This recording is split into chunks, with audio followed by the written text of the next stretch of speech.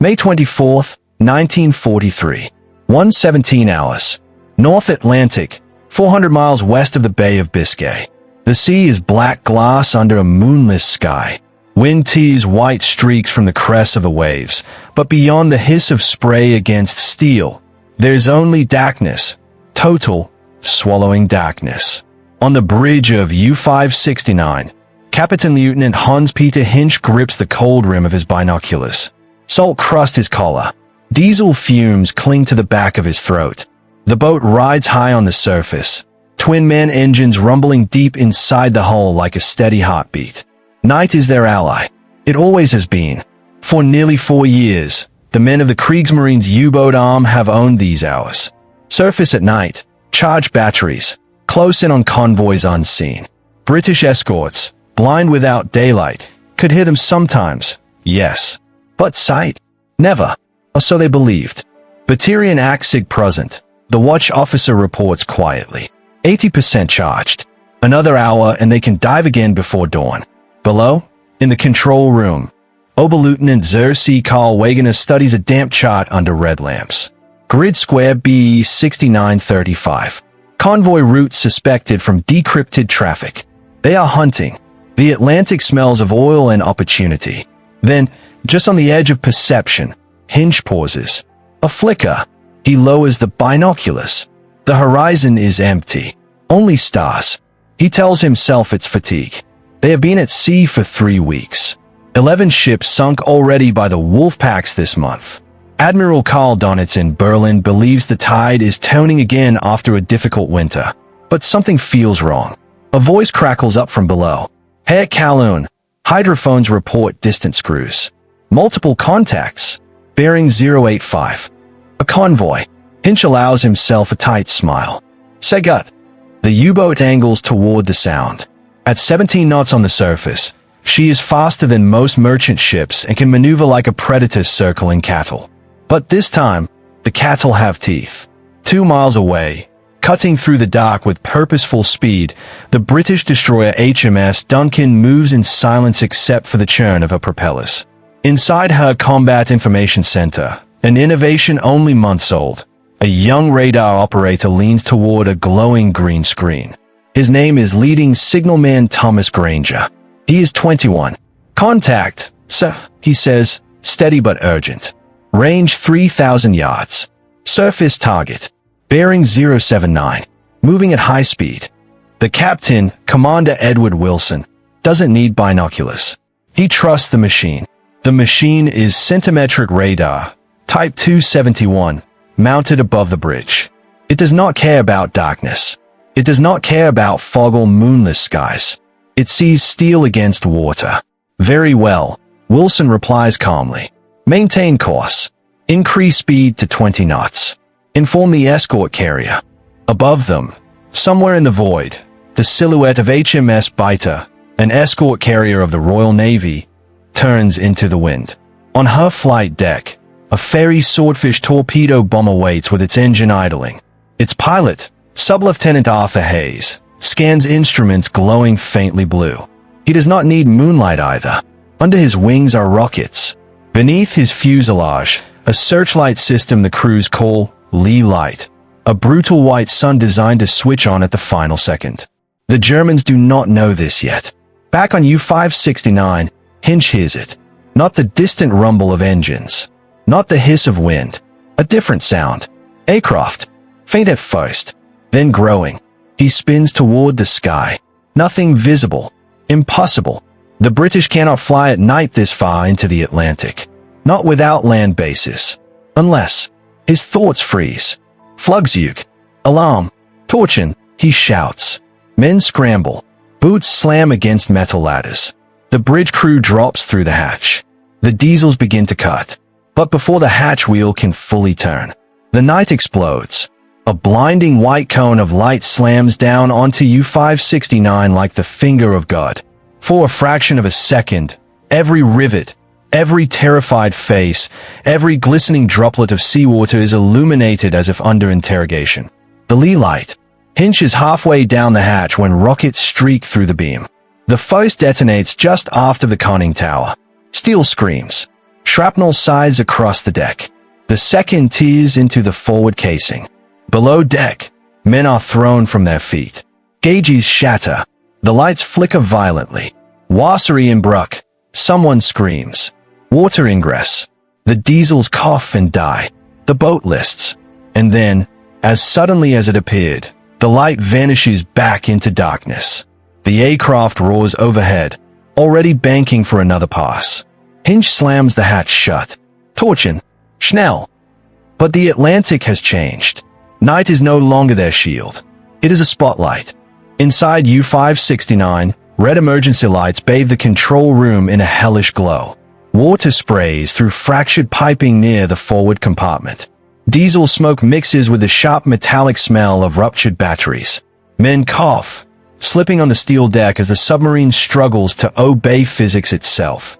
Depth 10 meters, 15, 20, shouts the diving officer. The hull groans as ballast tanks flood. For years, this maneuver had meant survival. Dive fast enough, disappear into darkness, evade the escorts long enough to escape beneath the convoy. But tonight is different. Captain Lieutenant Hans-Peter Hinch grips the periscope stand, trying to steady himself. His mind races through the impossible reality unfolding outside. They were detected before visual contact, before searchlights, before sonar, detected in total darkness. How? 3,000 yards away, HMS Duncan cuts hard to port. Commander Edward Wilson watches the radar display instead of the sea. A glowing blip marks the submarine's last surface position. Target diving, reports Granger. Wilson nods. Predict track. Prepare hedgehog. Sailors move with practiced efficiency. Depth charge crews stand ready along the rails. But this is no longer 1941. The Royal Navy has learned, painfully, that blind depth charge patterns waste time. Instead, the destroyer's forward launcher elevates. The Hedgehog anti-submarine mortar. 24 small bombs sit poised like silent teeth. Unlike depth charges, they will only explode on contact with a submarine's hull. No guesswork, no warning, just impact. Fire. The night erupts as the Hedgehog launches its deadly arc ahead of the ship. The bombs splash into the Atlantic in a precise oval pattern, sinking silently toward where radar predicts the German boat now hides. Below the waves, inside U-569, the crew listens. No explosions. That silence terrifies them more than detonations ever did. Chief Engineer Weber whispers, "Why no depth charges?" Hinch has no answer. Then, a violent metallic crack reverberates through the hull. One of the Hedgehog projectiles strikes near the bow. The explosion is sharp, direct, surgical. Lights die completely. Men are hurled against bulkheads. A sailor's scream echoes through the darkness as seawater blasts into the forward torpedo room.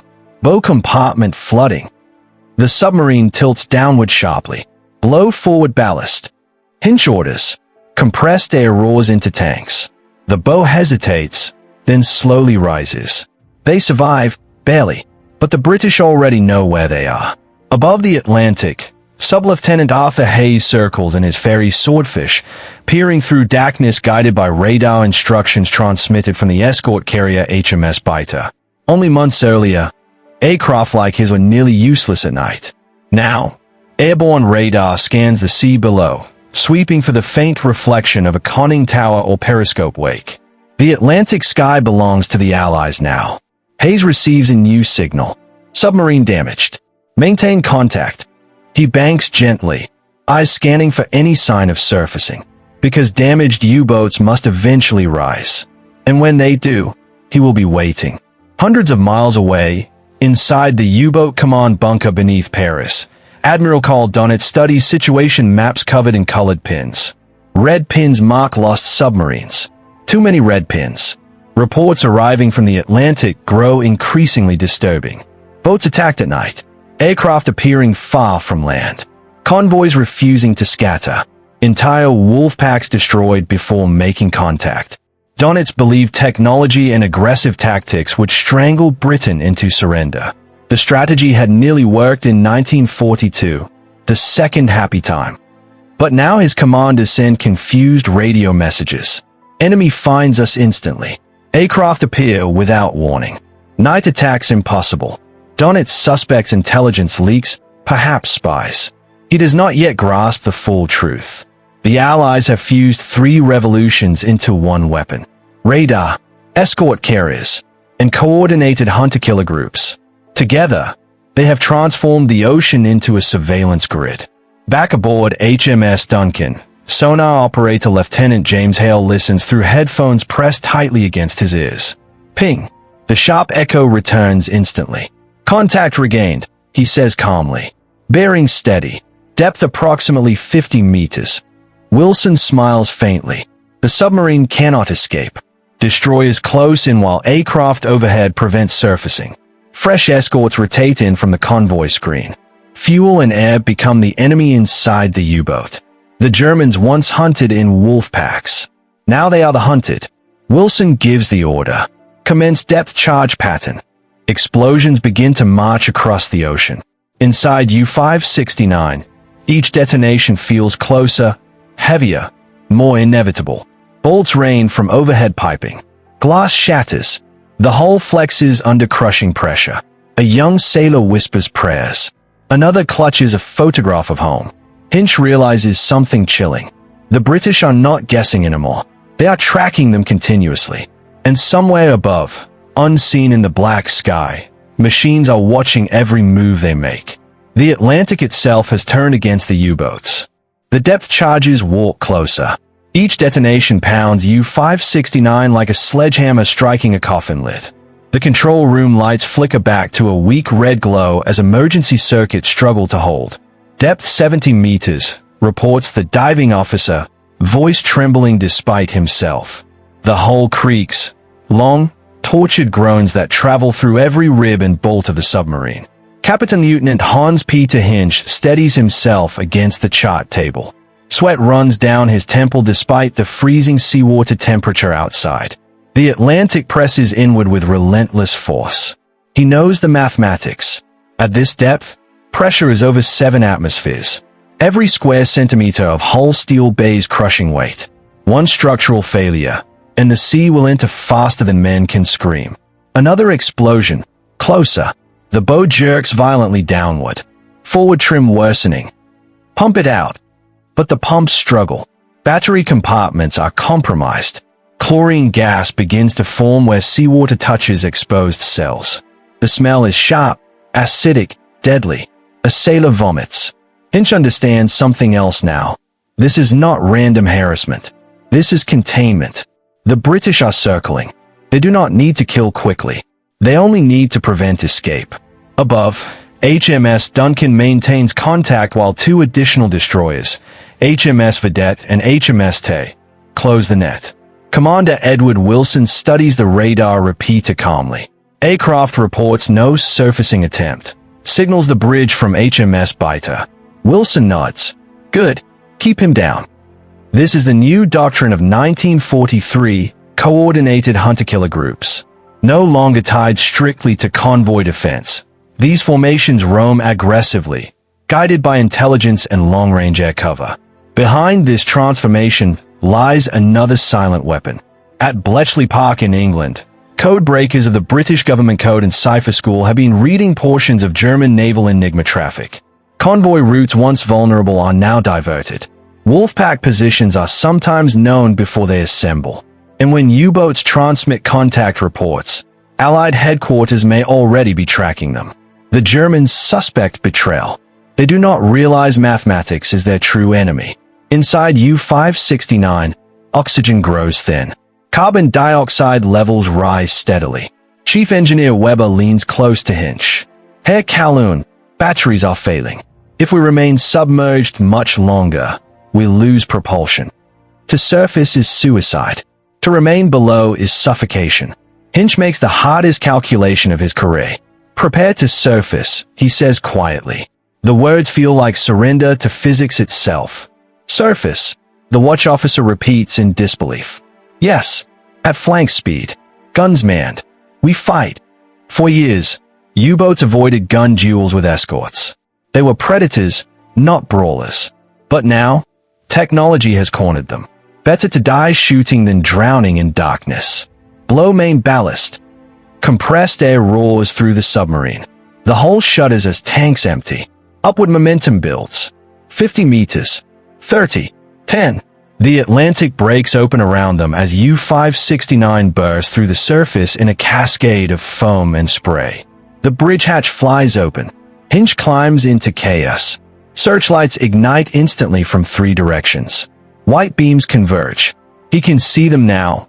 Destroyers on the horizon, angular and fast, guns already turning. And above, the low, unmistakable growl of a circling aircraft. Sub-Lieutenant Arthur Hayes sees the dark shape erupt from the sea through his radar-assisted approach. Contact surfaced. He radios. He dives. Tracer fire from the U-boat's 20mm anti-aircraft gun streaks upward, desperate and defiant.